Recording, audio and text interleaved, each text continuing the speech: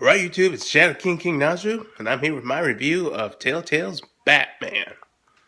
Yeah, I know the Batman game isn't really quite finished yet because it still has one final episode left. But yeah, I think we've gone through enough of it that we got a basic understanding of the game. So we don't really need the ending to do a whole review of it. So let's get started. So Telltale's Batman is basically a quasi origin story. Well, not so much an origin story, but just telling about his early years as Batman and trying to clean up Gotham, all the while having to deal with the corruptions of the city and uh, how it reflects towards his morals and what have you. Now, what's different is that it focuses less on the Batman and focuses more on Bruce Wayne, which is kind of an interesting aspect.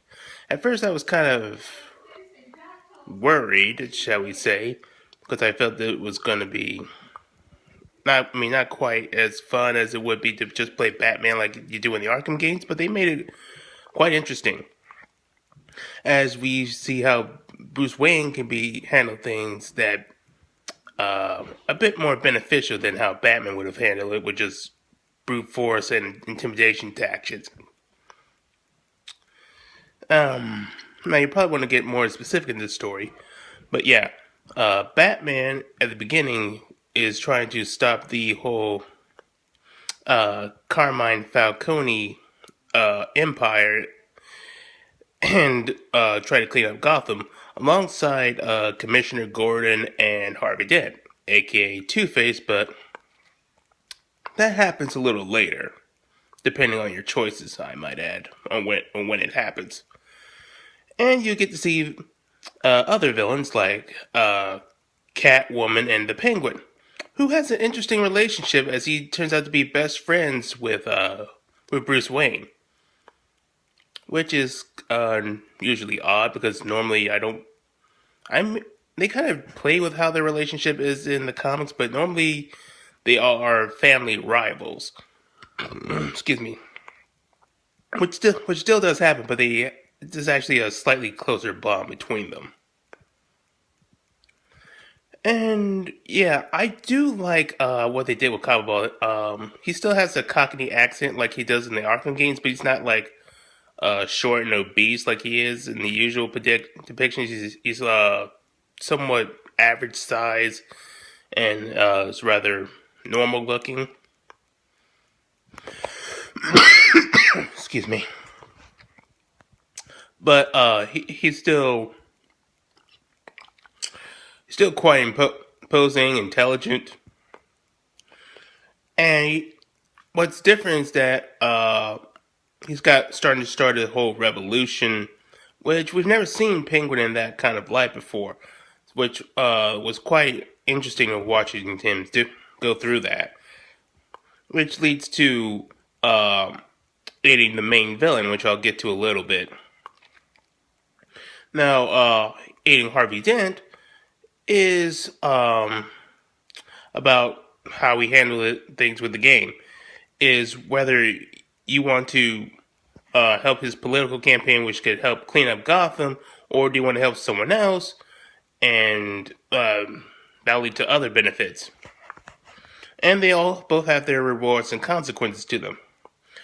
For like example, if you save Harvey Dent as Batman, Harvey Dent will trust Batman, and that'll get more people to trust you who support Harvey Dent. If you don't, then Harvey Dent will dislike you, and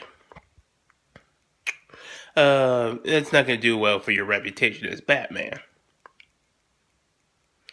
Now we've also got Catwoman, who's you've seen Catwoman do most of the things. It's pretty much an accurate depiction, and she's also voiced by Laura Bailey. So yeah, let's get it out of the way. Earn that paycheck, Laura Bailey. But one thing that is different is that it turns out that Catwoman is dating Harvey Dent, though not to his knowledge that she's actually Catwoman. Now, this did kind of remind me of the Batman 90s animated series. where Poison Ivy was dating Harvey Dent, but it was all a ploy to kill him because he was building something on top of a nearly extinct plant field or something along those lines.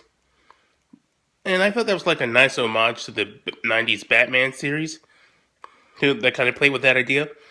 In fact, there's a whole lot of other references to the earlier Batman works, like Batman Year One, Batman Begins, other parts of the Dark Knight trilogy. Thank God we didn't include Dark Knight Rises. I hate that movie.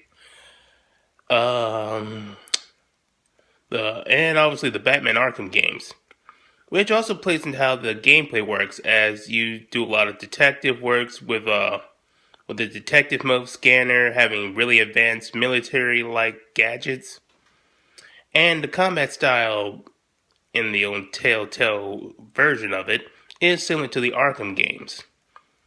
Though that does lead to the flaw that because it's not quite up to the same pace as the Batman Arkham games, there's a bit of a frame rate issues because Telltale games usually aren't built for that kind of fighting style.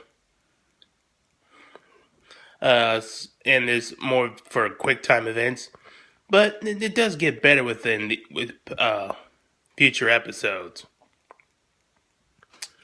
Um, Now let's get into the elephant in the room.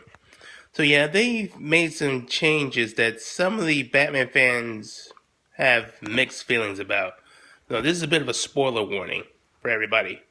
So, as we all know, Batman's moral code comes based on his relationship with his deceased parents and how their moral values and them being the paragons of Gotham's elite and upstanding citizens was drives him to be a good person and try to make a better Gotham.